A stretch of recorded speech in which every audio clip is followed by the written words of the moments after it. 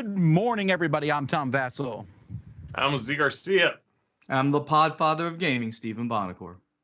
All right, everybody. Welcome to Thursday Breakfast. If you haven't noticed, we're an hour earlier, and we will continue to do so as the weeks go by.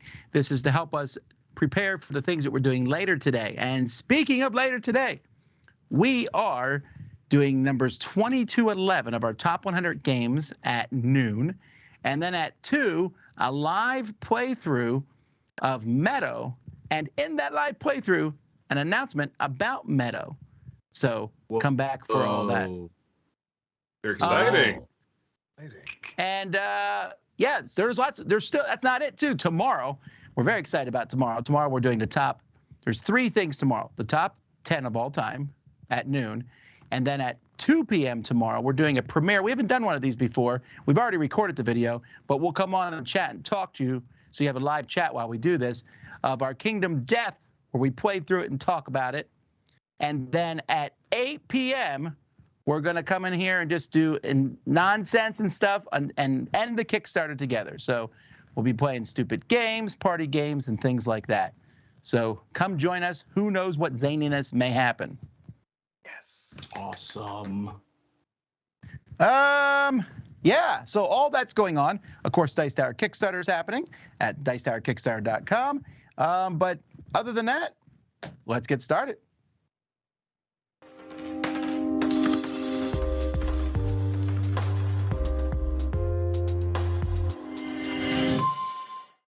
Good morning, everybody. Good morning, happy breakfast. Today we are very excited to be looking at Cora Quest, the Kickstarter edition. Very excited about this, by Cora and Dan Hughes. Yep. 1 to 4 players. It's a dungeon crawler co-op game as well. Yeah, exactly. We've been waiting for this for a long time, as have probably most of you watching this if you've not got it yet.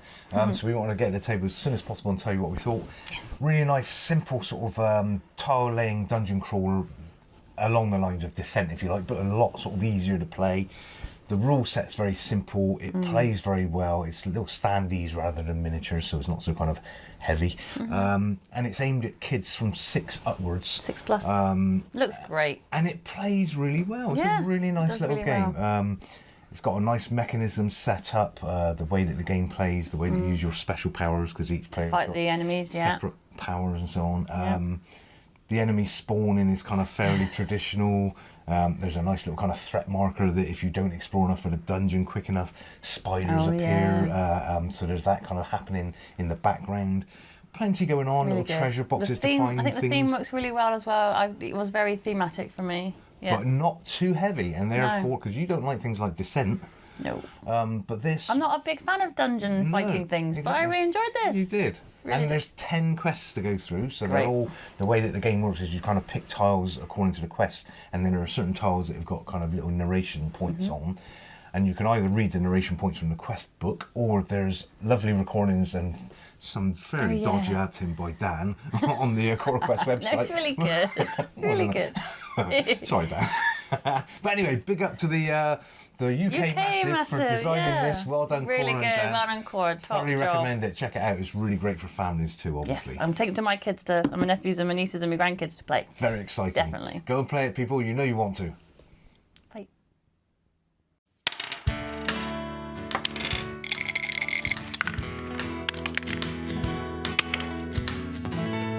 Hey there, my name's Jonna, and I like to talk about sustainability in board gaming. Today we're going to be looking at a card game called Canopy. Canopy is a 2-player tableau-style card game where you're drafting cards and collecting sets, and it's themed around the ecosystem of a rainforest. Now on my channel, I gave Canopy a pretty high score for its addictive mechanic of drafting cards, for the beautiful artwork, but also for its compact 5x7 box. For sustainability, it got 5 stars. 1, for not having any plastic components. 2, for reducing single-use plastic. The only plastic that came with Canopy were 2 plastic seals to keep the box closed. There was no damaged components, which is a fear that a lot of publishers have going with 0 plastic, so I'd like to report that everything turned out beautifully. 3, because Canopy did not come with a plastic box insert. Number 4, for having a sustainability statement. Tim Eisner talked about designing his game with the environmental impacts in mind from the very beginning. And he also partnered with Tree Sisters to plant a tree for every game sold. The 5th star is because there was no spot UV on my retail copy of Canopy. Spot UV is a plastic added to the printing process. It is essentially a plastic film that breaks down into a microplastic. There's so much microplastic in our world today, I really don't want any more of it, especially on my board games. Overall, Canopy is a great little card game with a lot of eco-friendly options, so I highly recommend it. If you'd like to learn more about sustainability and board gaming, make sure to check out my channel, Pip Wonder. Thanks so much for watching. I hope you guys have a great morning. Bye.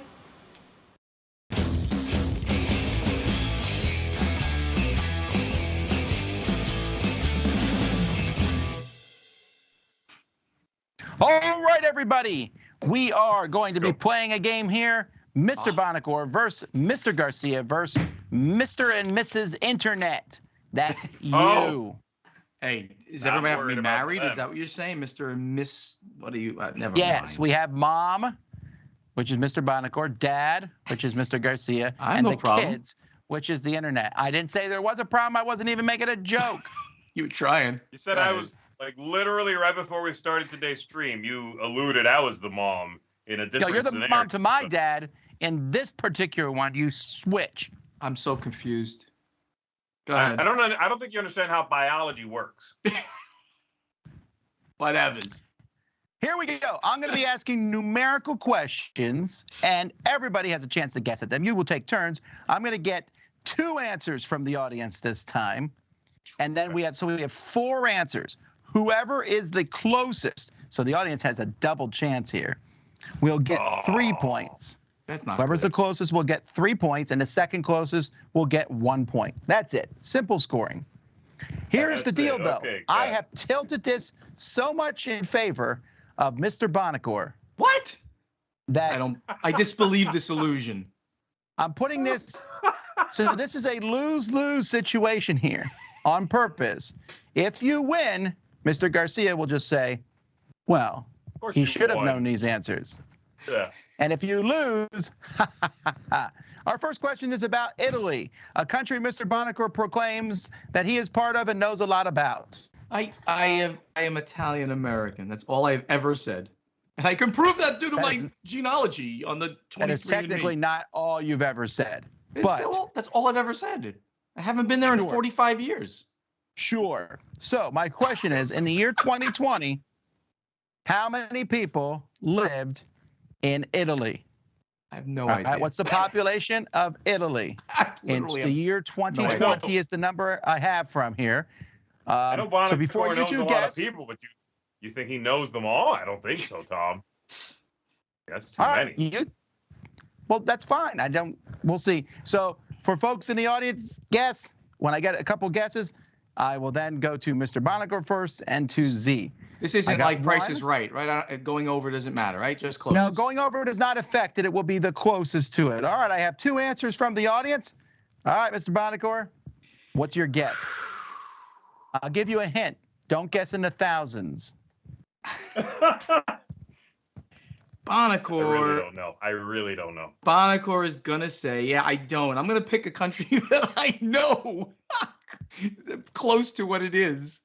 And it's a similar, I don't know. I'm gonna go with 61.2 million people. All right, and Z. I wrote down 75 million. Oh, not bad. Yeah. All right, let's see. All right, actual answer. Doing some quick math here. 15. Have to add them up by Yes. hand? Excellent, excellent. All right, the actual answer is 59,554,023. Oh, Bonacor Mr. for the Bonacor win. is the closest with 3 points. Z, you're the second closest with 1 point, and the people have none. What did the people? Well, What the did the people obviously people picked a say? lot. Yeah. What was? Oh, what the two numbers? that's right. I should have said the people's choices, Yeah, which were not- 32 million and 15 million. Yeah, Okay. I actually had no idea, but I picked like approximately what Germany was, what I think it is, around 60 million. Just because I figured that's a similarly sized European country. This is tilted towards you. Yeah, that's not tilted. This next one directly affects you, since you say you're Italian American. What is the life expectancy in Italy in that same year, 2020, which is pretty close to now? The life expectancy, the average someone will live. Now, we subtract 10 from you due to your lifestyle, and another 10 due to the fact that probably someone's going to murder you at some point. 10 because you're going to kill me, definitely, without a doubt. I did not say that because we're recording this as a video. I would never do such a thing. You would never. Life expectancy, average men and women in together. Italy. This is a blended men and women number, right? This is. All right, normally, I have two. Okay. I have two from the audience. So this one goes to you first, Z. The average life expectancy. I don't know. I'm going to say 76. I really don't know. All right, 76. And Mr. Bonacker? Very close to what I have. I have 75.1. Oh, come on. 75.1. That's funny. All right, the people said 72 and 86. Oh, no. Actual answer, 83.198. I'm moving to Italy. I gotta move to Italy, yeah. Oh, wow. That's 3 points for the people and 1 point for Z. In your face, Bonacore. Yes, I'm coming Currently, for you. the people Even have at three. an obvious disadvantage. It's I'm still coming for you. all The people have wonderful three. red wine that they drink. It keeps your cholesterol down. It's very healthy for you, Tom. So there. Okay. Yes. The people have 3. Mr. Bonacore has 3. Z has 2. A close game here, folks.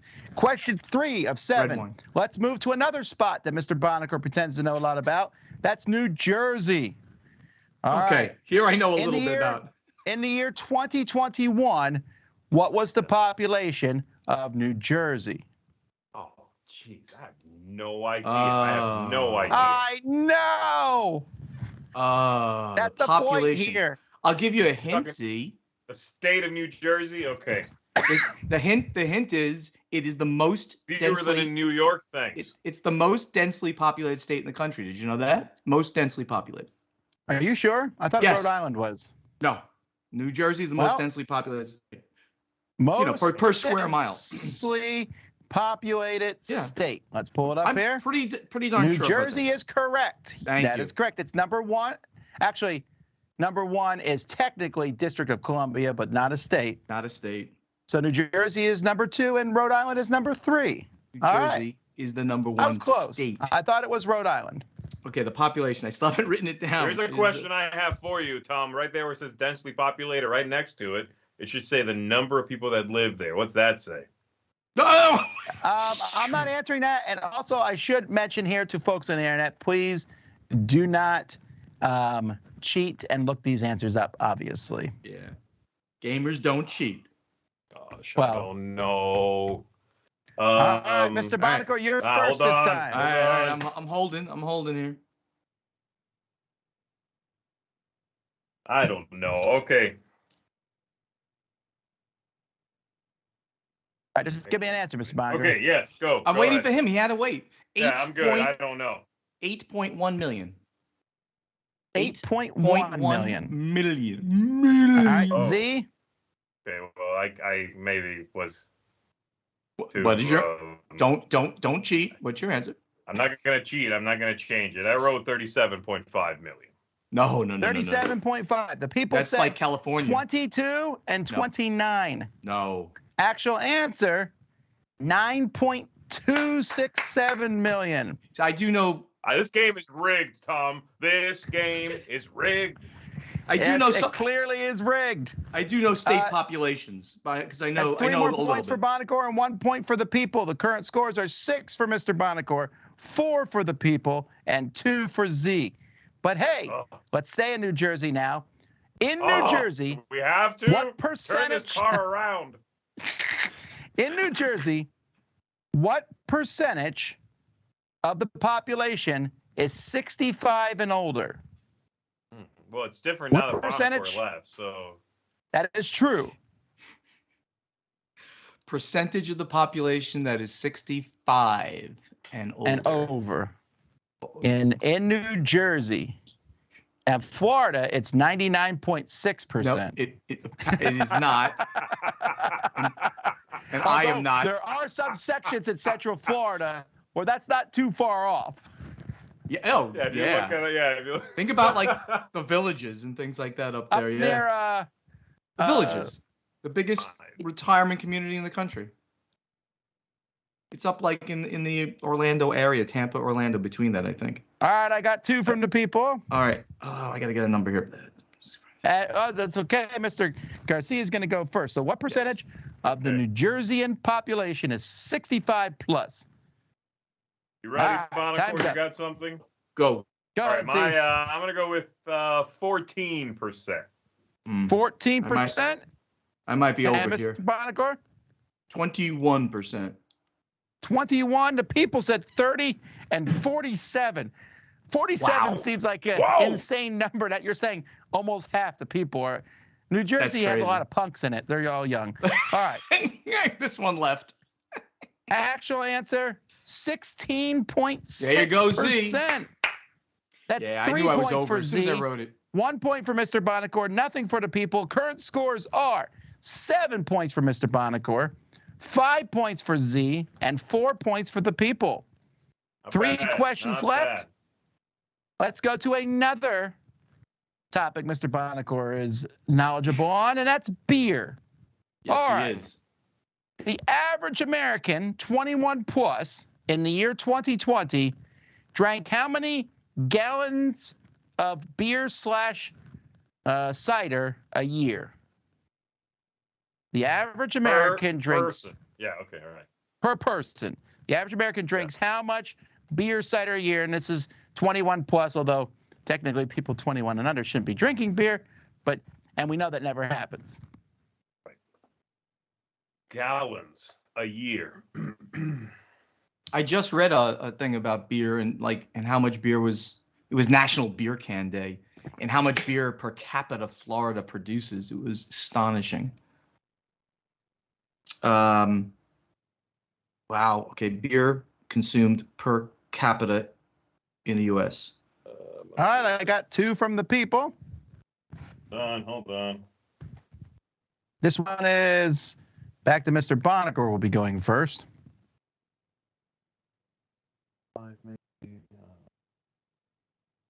Mr. Bonacore is currently increasing that average right now. This is dark roast coffee, which I need a lot of. Moving this There's to no way for 9 you to a.m. prove that. You could even show us a picture of it. It could be food coloring. It could be anything. Unless we actually taste it. There's nothing even in that cup. I kind of want Come to on, a little bit spill it. more, and it spills on your keyboard. Come on, do it. Do it. You saw it. It's black. All right, Mr. Bonacore, stop trying to get out giving your answer. Go ahead. 11. Is he ready? He's Yeah, still okay. writing. 11.1 gallons per All capita. right. And Z? I said 5.2 gallons per person per year. All right. The people said 10 and 12. Oh my gosh. Wow. The actual answer is 26.1. I was gonna write Americans 20. be hammered, baby. I was gonna say Clack, 23, clack, clack. but I don't know why I pulled it. So what I get? All right. Point? You got 1 point. The people got 3. Current scores are Mr. Bonacore has 8. The people have 7. Z has 5. Yeah, but I'm also Let's now- not an alcoholic. Clearly. you're also Good sober. night. 26 gallons a year. Well, what is 26 gallons? So how many cups are in a gallon? It's 16 cups in a gallon, right? So 2 cups in a pint, Is that 2 right? pints in a. 4 pints in a quart. And then Yes, four, 16 four, pint. 16, yeah. 16 cups. So it's 16 times 20. You normally drink in pints. That's I mean, 8 times 40. That's 320 cups of beer a year. If you drink 1 beer a day, That's less than a beer a day, but that's still, and that's for every person in the country. So that's a lot. So That's some the people are average. drinking quite a bit. The average. I don't know that I All right. don't drink that much. I don't think. okay.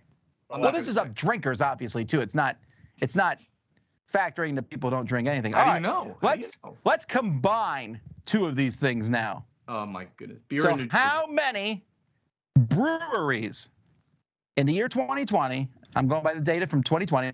How many breweries were in New Jersey in the year 2020? A brewery is a place that makes beer. Probably knows them all. He can probably just rattle them off. I've been to every one of them. He has stock in all of them. I could have got a ownership interest in one of them a few years ago, and they're doing pretty well. You're giving that information. So there's at least one. Yes, there's one in every state, including like Utah. How many breweries were in New Jersey in 2020? Oh boy. All right, I got 2 from the people. In 2020. Z, you're going to have to guess this one first. Have fun with that. Oh, you know it. I'll give you a clue. It's more than one.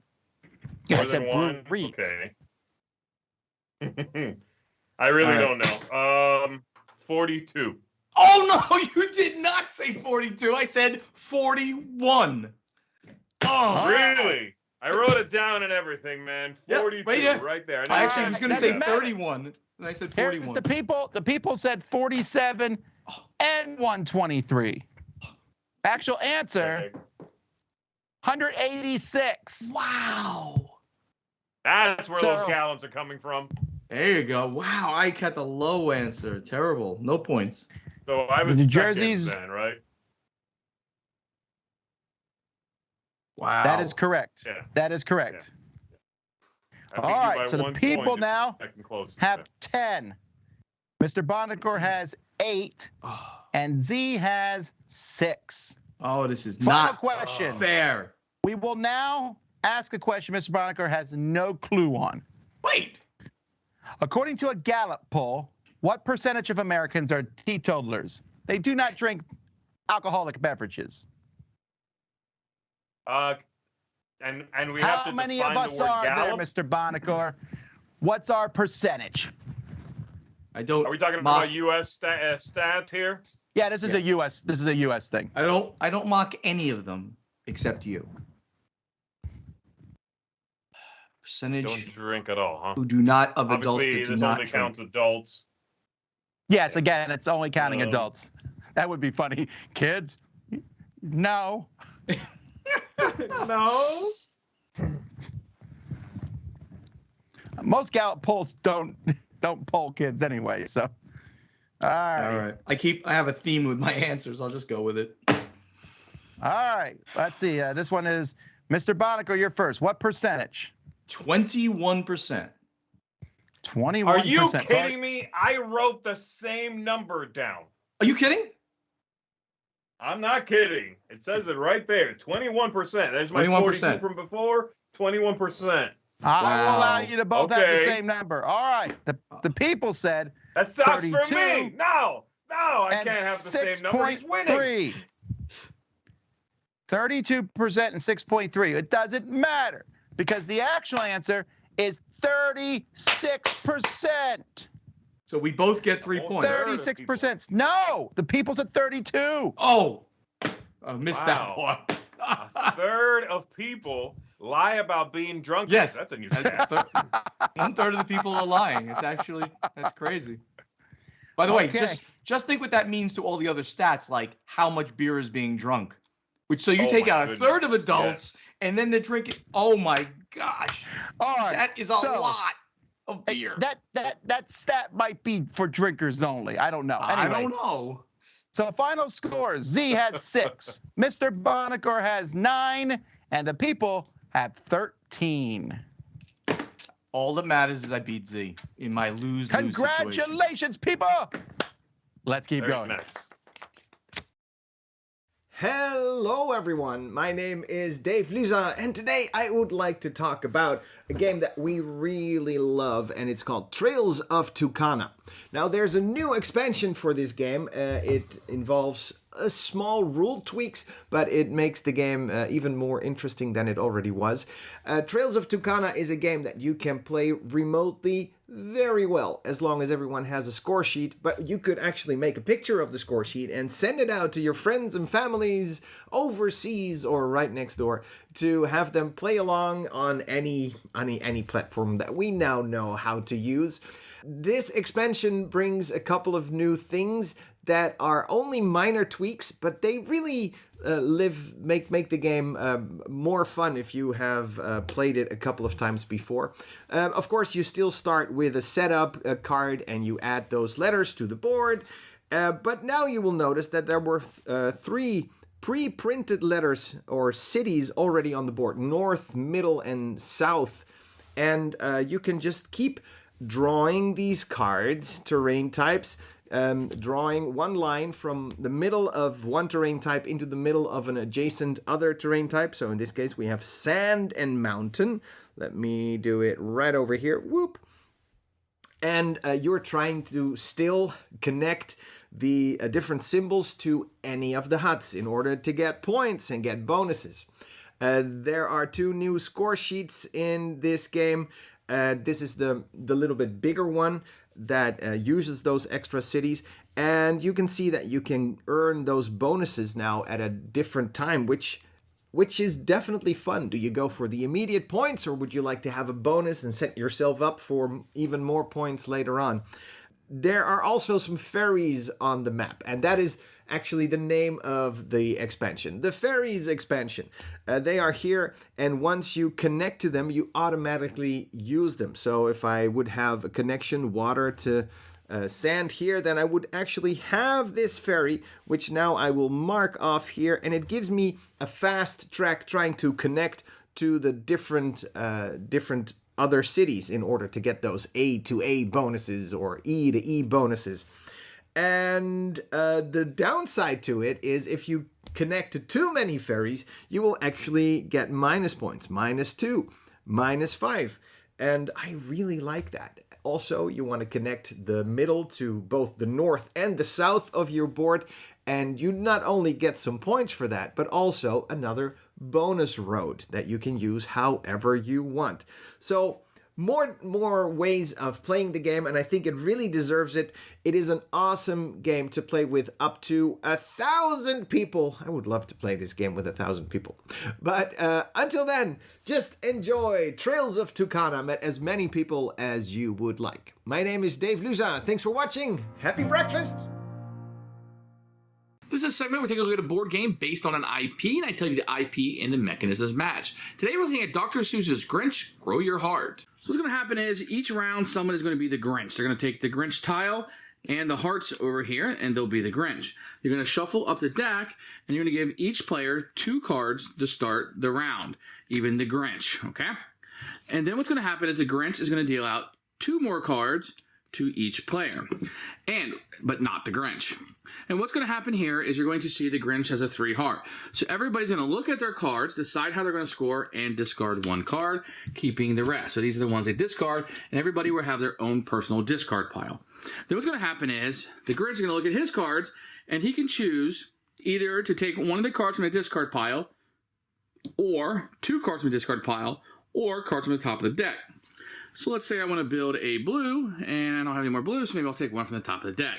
So then, because I have more cards, my heart will grow, and now we know next round, everybody's going to be able to keep 4 cards. That's going to continue for 3 rounds, till everybody has 5 cards in their hand, and then they're going to score. So the IP and the mechanisms don't really match at all. There's a little bit about the hand size, how it increases, so does the Grinch's heart. I think you're creating love in the atmosphere, so that little thread is throughout it. But what you're doing and collecting sets and straights and why you're playing poker really doesn't really fit in with the theme whatsoever.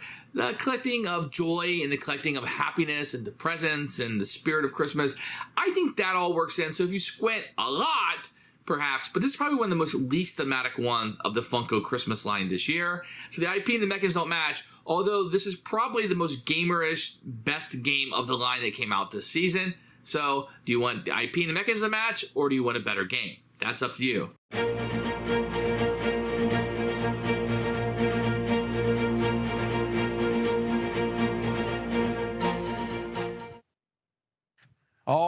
let's take a look at the news. First of all, we would be remiss if we did not mention the Dice Tower Kickstarter, which as of now is close to only 36 hours left. Let me see. Actually, I can tell you the exact hours. 38 hours. 38 hours. I'm looking here, folks. We got some of the stuff from last year's Kickstarter, and we're going to have this in our pledge manager. This playing card deck is really nice. The quality of the cards, I mean, they're bicycle cards, so they're good quality, but we'll have more of these available. I really like this a lot. Hey, do you do late pledges, Tom? We will be doing late pledges afterwards, yes. Yeah, cool. Yeah, just to help, promote it as we go forward, and we've been talking about it on the podcast too, so I hope we get even more backers. Awesome. All right, let's talk about board game news. First of all, Schmidt Spiel is releasing a 2 to 5 player game called The Future of Camelot. That's the English version of it. This looks kind of cool. You're controlling a knight and doing different challenges. That board is interesting to me. It looks like a worker placement style board, but each quadrant of the board does something different. Yeah. Yeah, it looks neat. I like the different just geometric configurations. I don't know what's going on, but it's captivating. There wasn't enough kind of Arthurian themed game. So I'm excited, and I like Schmidt. That is a little weird that there's not more of those games. I don't know if this designer has designed anything else. I'm looking him up right now on Board Game Geek. He did a game called Acros, a game called 15 Uomini, and Around the World in 80 Days. Oh, that's coming out still. Okay. So yeah, none of his games have had like have done extremely well, but also I would assume they're not very well known either. This looks a little abstract, but oh yeah, I'm still interested in it. Escape the Wandering Towers. This is another game coming from a Bacchus Spiel. But this is a Wolfgang Kramer and Michael Kiesling game. So that, for some people, is an auto purchase. Kramer and Kiesling, and it has towers in it, which is not the first time I think these two have done a game with towers in them. True that. Yeah, right. They're towers. They've done it a few. Yeah, this looks kind of pretty. I mean, anything with 3 dimensions is always you neat. said the last one's abstract. This one is clearly abstract. They're like, you have ravens and wizards, and you're moving the towers around. Yeah, that's an abstract game. But it does look cool. Yeah. That cover really, when Haba put out their family line, like not for kids. I forgot what they called it, but it looks like those covers, doesn't it? Like those Haba covers for older players. Yes. Okay. I definitely agree on that. All right. Now this next one is thematic. This is coming from Gale Force 9. Gale Force 9. And Doctor Who, Don't Blink. Don't Blink, highly regarded as one of the best episodes of Doctor Who. It's probably in my top 5. And in fact, if you don't like Doctor Who or you've never seen Doctor Who, you could actually watch this episode out of context of the rest of the series, and still it's a great episode. It's like I should do that because I'm not a Whovian. I just could never get into it. Every time I watched an episode, I was watching bad ones, I think, because even people told me, like, oh, no, that's a bad one. Oh, that's a bad one. So I don't have a context on this. One, I will. Doctor Who is barely in the episode, actually. That'll make it better. Every season, they usually do an episode where Doctor Who's not in it very much for whatever reason. This one is really good. It's a little horror-esque, spooky as all get out. And I really like this. This is a great episode. Don't Blink. So hopefully the game is also good. All right. RuneScape, very popular intellectual property coming to tabletop now from Steamforged Games. Steamforged does a lot of intellectual properties, not usually highly rated amongst board game players, but the people who enjoy them like them a lot. The last one they did, I think, was Horizon Zero Dawn. They've also done, what else have they done? No, they've done a good amount of video games. It's their thing. That's their bread and butter, is video game intellectual properties translated to the tabletop. Now, RuneScape, I'm not familiar with this, Tom. This is an RPG, a fantasy RPG. Are you familiar with it? Not really. I've heard of it, but that's about all I know. All I know is this is an announcement, so. Yeah, I don't know this at all. Okay. All righty. Now we have from Funko Games, another very thematic game, I'm sure, E.T. the Extraterrestrial. As they continue their running through all very popular 80s movies. Well, was E.T. 80s? Was it AD? Was it 1980 E.T.? 1980. 80 or 81 or 82, right? Something like that. Early 80s. Yeah, well, I mean, they've already done Goonies, they've done Back to the Future, so here we have E.T. That's a great cover. It's funny, that cover actually, I know it's E.T., but I bet some Stranger Things fans would look at that and go, I don't think my kids have ever seen E.T. So to follow up exactly on that, I was at Universal Studios recently, and we did the E.T. ride. Watch this movie. I mean, it's so, I don't know, it's a little dated on some levels. So it was just interesting to ask the question: is this still a relevant IP? I'm interested in the game. I remember. Well, yeah, but people our age are the ones buying it, so yes. Yes. That's the thing. E.T. is very popular. Sure. It was a huge movie when it came out. All right. Okay. Moving on to Yak. This is from Pretzel Games.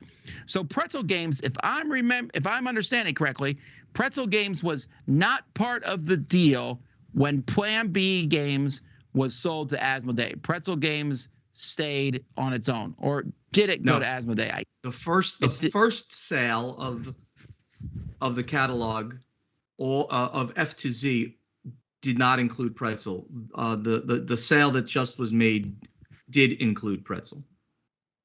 Did, as far as I recall. So Pretzel is owned by Asmodee. As far as I know. Okay. All right. Well, either way, this is a really gorgeous looking game, Yak. It looks like it has some dexterity to it. It's hard to tell. You have these carts moving around with resources. It's an actual pick up and deliver game. Most of their games have been dexterity, but this looks like, this actually makes me think of that the Egyptian game, Z, with the blocks. Oh gosh. One to Spiel the Jars. Yeah, the builder one. Why am I blanking on his name? The Phil Walker Harding did it.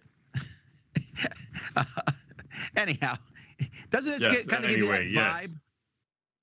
Those with the blocks. Those carts being pulled by the yaks look very cool. They are actually all the yaks are wood. Emotep, thank you. Chad. Emotep, thank you. Jeez. The yaks are good. Go ahead, I'm sorry. No, go ahead. I agree with you. No, Steven, I agree with you. I think the little yak pulling a little cart and there's actual stuff in the little cute cart. Yeah. I don't know, Tom. This is way too colorful to compare to that game, I think. This is a burst of energy on the table. Look at that. No, this is colorful. Yeah, I get that. I'm just saying that it kind of gives me that vibe. I hope this one's going to look trash great compared to this, I guess is what I'm saying. All right. Yeah. I don't want to make so broad statements. Portal has announced a new intellectual property for their detective line called Everybody Lies. This is Batman in this detective line. So this one has people, from what I'm following on the internet, and people are hopefully excited about this, because the most recent detective game, the one based in the Dune universe, has gotten pretty mediocre reviews at best. I am extremely excited about this. I didn't know about this until it was announced either. Ignacy usually gives me a little hint that something's coming and tells me things, but this, I mean, it's the perfect marriage, right? Of what Batman is with detective. When you take out the technology portion of Batman, he is a detective. That's where it all started, Detective Comics and all that. So this was very exciting when I saw this announcement. Yeah. Again, like I just hope that it's better. Again, I haven't played the Dune one, but a lot of people are not fans of the Dune one, which a lot of people are excited about too. So we'll see. So I like how it looks. It's a cool idea to do the part of Batman that most games ignore. That's neat, you know. Everybody's like the fighty Batman, the techie Batman, all that stuff. And there might be tech in this too. I don't know, detective kind of tech. But I like that it is taking that approach of him being an investigative figure. Yeah. Very cool. Very, very cool. Something Z probably is interested in, 51st State Ultimate Edition coming to GameFound. Yeah, this is collecting the core box, of course, the previous expansions that have been available. The core box already included New Era and already included Winter. And then as a standalone past that, there's been Allies, Scavengers, and Moloch. Those are 3 little packs. They're all in here, and a brand new one called No Man's Land, which apparently will include some sort of area control via the cards included in that deck. You also get upgraded bits and stuff, you know, with a nice sort of screen printing and carving and whatever. Like, the bits are very nice.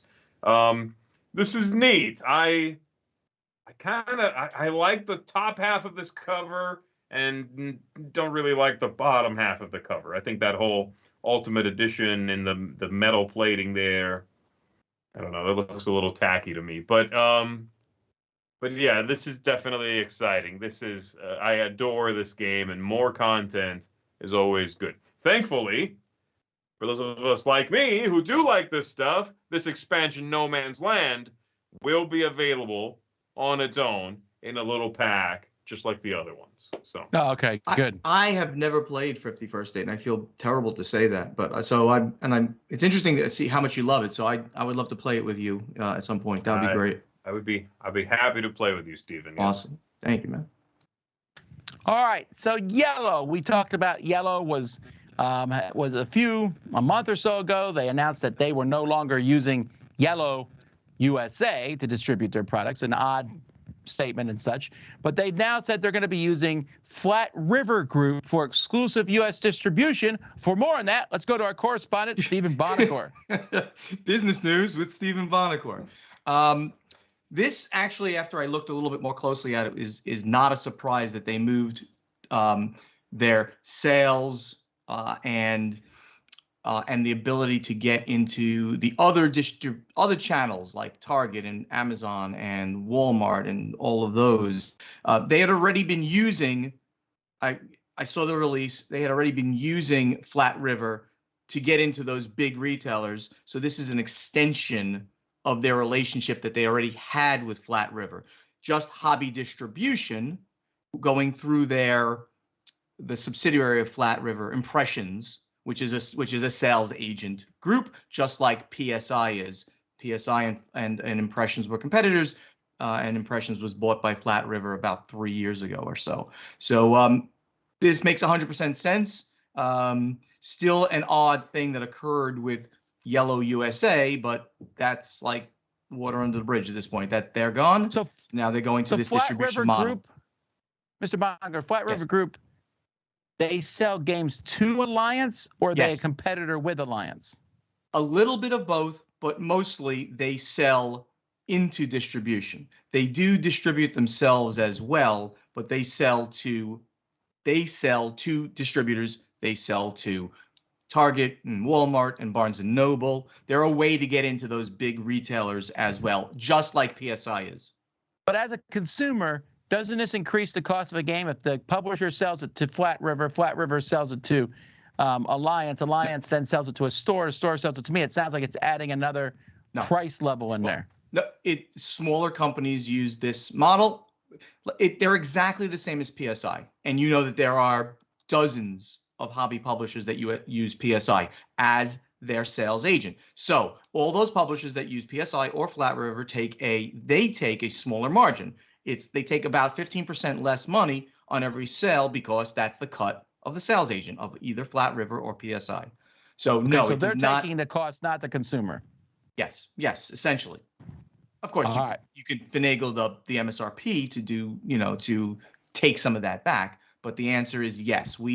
Because it's just like sort of like if any one of these companies had a marketing staff, a sales staff, right, that were selling, you got to pay them or pay somebody to do the work to sell all of your games. So now you're paying a very large third party. PSI gives publishers worldwide access to distribution. I am unsure that if Flat River has the same, but they probably do. They sell across the world. PSI has got extensive contacts to distributors in Asia, Europe, Africa, everywhere. All right. Thank you. You're welcome. All right. The first major awards of each year are usually from France. The Asdor, is that how you pronounce it? Asdor? Asdor. It's a little Asdor. Asdor. Okay. This is held in Cannes at the end of February. That's when they do the award ceremony, but they've announced the nominees for the best games. I guess this is of 2021. It has an 8-member jury, and this year they added a new category. They've always had kids, family games, advanced games. Now they added in a new category. Technically, it's called Initiated, but basically it's in between family and strategy. So the kids' games are Bubble Stories, My First Castle Panic, and Pin Pon. The only one of these I played is My First Castle Panic, but I want to play the other two. They look fun. Yeah. Bubble Stories seems odd that I've missed that one because that's Matthew Dunstan in Blue Orange. Maybe it's come through here and we haven't seen it, but it feels like one I would play with my son. You would have grabbed this. Yeah. We haven't. I think don't think it's would come have through yet. Yeah. For the family games, we have Seven Wonders Architects, Cartaventura, Laza, and Happy City. So the two I played here, Architects and Happy City, very clearly fitness category. The third one, I don't think it's come to America yet. Right. I love that cover. It is a cool cover. Cosmos does. This is going to be I believe, going to be another one of those little series of adventures, where I believe I already saw announced when this was announced, 2 side by side. This one and something else with a different cover, but that same logo, a different adventure. So this is another of those, Exit, and I don't know what kind of game it is. I'm just saying Cosmos, they like their series. They're really. So they've done Exit, they've done that Adventure Island one, Volcano one, whatever that's called, that line. This is another line. I believe this looked, and I'm pulling from memory here, but I believe this looked a little bit like a miniature Seventh Continent with some little card, like, You're building. Right. I do remember seeing the announcement about this now. Yeah. I believe there's probably a lot of translation, which is why it's not come as quickly. Oh, this sounds exciting if that's the case, Z. That's a cool comparison if that's true. If you thought those were too I'm light, excited for that. Here's their new category, this Initiate category. We have Living Forest, Nouvelles Countries, and Ultra. I played none of these. Z has played Ultra. I've played Ultra, yeah. Big co-op game, gorgeous game. These guys, that the awards are French when every cover is absolutely stunning. Yeah, this is not the German awards for sure. Beautiful boxes. So I've only played the one, but that Ludonaut Living Forest, that certainly looks neat. I'd love to play that. It does. And then that Nouvelle Contrée or whatever that is. I want to check that out too.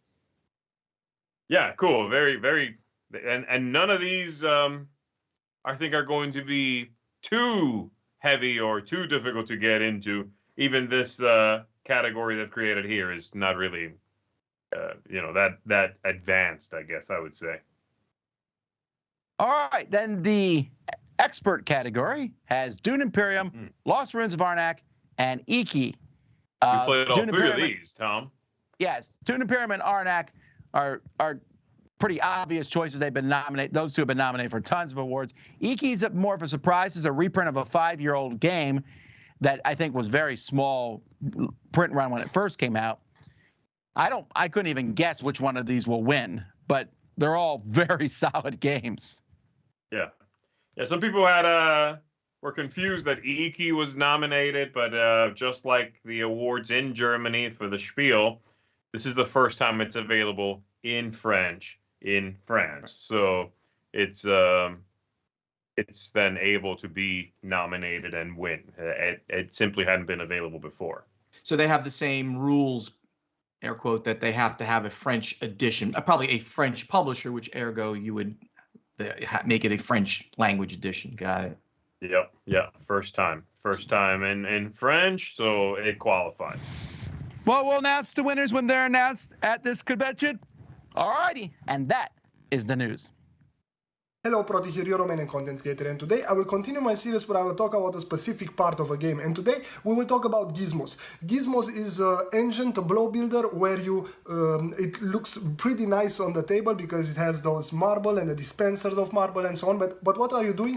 You are getting those marbles and buying Gizmos and putting it into your tableau, and then every time you trigger a specific action, all the Gizmos under that action will trigger. And this is quite interesting, and those Gizmos are giving you points and special abilities on that specific action, and you are, let's say, racing to a specific number of Gizmos so that you trigger the end game. So this is interesting because you can go and get the more expensive Gizmos which give you more points and let somebody else trigger the end game, or maybe you go for the fast route and try to buy those cheap Gizmos so that you trigger the end game and the other players didn't have the time to do that. But a type of Gizmos that I really like are those Gizmos here, which are giving you points, like those tokens of points, if you build a building of a specific color. And this is related to the construction action. And what is interesting, and I'm talking specific about those which are the cheap ones, which you can buy in the first category of Gizmos, so the cheap Gizmos. And this is quite interesting because, yes, it's giving you those points, it's giving you not that much points as how much it costs and so on, but it is a cheap Gizmos, which can give you the possibility to, if you place it fast on your board in the first 1-2 rounds, you can really focus on those colors which are giving you points, taking in consideration these Gizmos. This is just an example. It will be with more colors, more Gizmos of this type.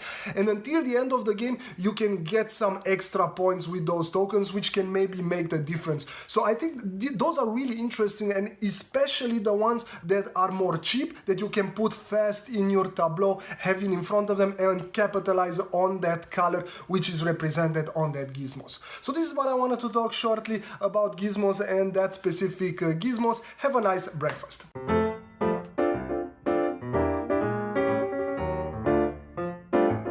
Hi, it's Tarrant. And Stella here from Meeple University and the Dice Tower.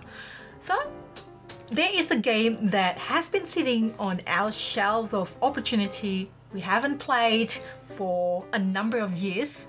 I can't even remember how I obtained this game, but here it is. Loose Short. We actually kind of wasn't really planned to play it as well, but it was, we've got a group of us, so 5 of us, we're looking for a game, and that was on the shelf of, not even our shelves, our friends' shelves that have played it. So we played it, and we are surprised. This is one of the games that I wish I played earlier. Yeah, Rosenberg, I think across a couple of his lighter farming games, because Reykholt was another Scandinavian-themed farming game that was on the lighter end and less so well-known side of his games. We've had good times with them. Very good time, actually. In fact, Feast of Odin is also one of our favorites, and there's no spatial rotation on this one, and it goes really quickly. It's a worker placement game, goes really quickly. It's a bit of an engine building. I quite really enjoy it. There's a few unique mechanics in it with the fish, where you don't just get the fish, you have to distribute it depending on who's got your share. I quite like that. It's a lighter version of feeding your workers, which I always find so frustrating in a Rosenberg game. But Fancy having one. to feed them. But not this one, right? Yeah. There you go. Have you played New Short? If you haven't, please do. And hopefully you enjoyed it. See you next time. All right, folks, thanks so much for watching Board Game Breakfast. We're glad that you came along with us for the ride. The ride will continue in 2 hours at noon for the top 20 to 11 games of all time, and then later on at 2 for a live playthrough of Meadow. Thank you to Mr. Bonacore and Mr. Garcia for coming, and congratulations again to the people for winning the game show. Until next time, I'm Tom Vassell. I'm Z Garcia. I'm Stephen Bonacore. Have fun checking out our Kickstarter at DicetowerKickstarter.com. Yeah.